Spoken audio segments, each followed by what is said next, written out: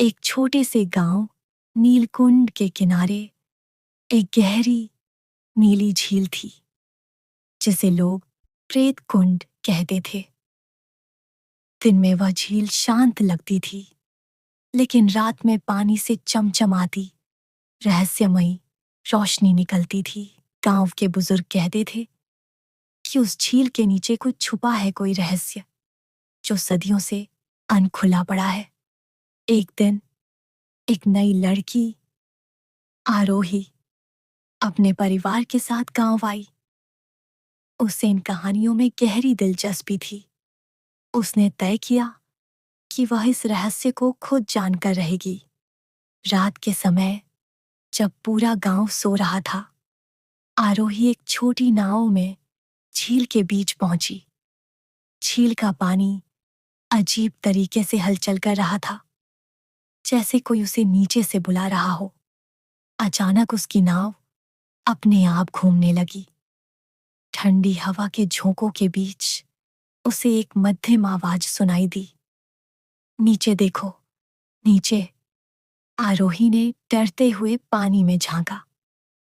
उसे गहराई में एक पुराना टूटा हुआ मंदिर दिखाई दिया, जिसके ऊपर एक सुनहरी मूर्ति चमक रही थी। लेकिन जैसे ही उसने ध्यान से देखा, मूर्ति की आंखें अचानक लाल हो गईं। डरते डरते उसने झील में डुबकी लगाई।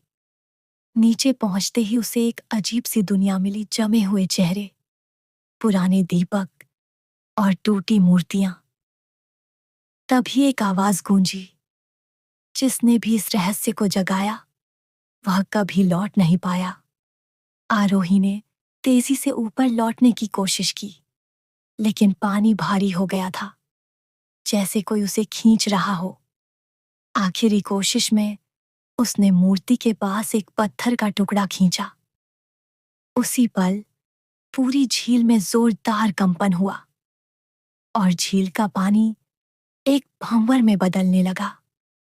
किसी तरह आरोही बाहर निकल आई। सुबह गांव वालों ने देखा, झील सूख गई थी और झील के बीचों बीच उस पुराने मंदिर के अवशेष दिखाई देने लगे थे। लेकिन सबसे अजीब बात यह थी कि मंदिर के सामने आरोही की एक पत्थर की मूर्ति खड़ी थी, जो हूबहू उसी जैसी दिखती थी। उसकी आंखें अब भी डरी हुई थीं और कभी-कभी उसकी मूर्ति के होंठ बुदबुदाते दिखाई देते थे, जैसे कुछ कहने की कोशिश कर रही हो।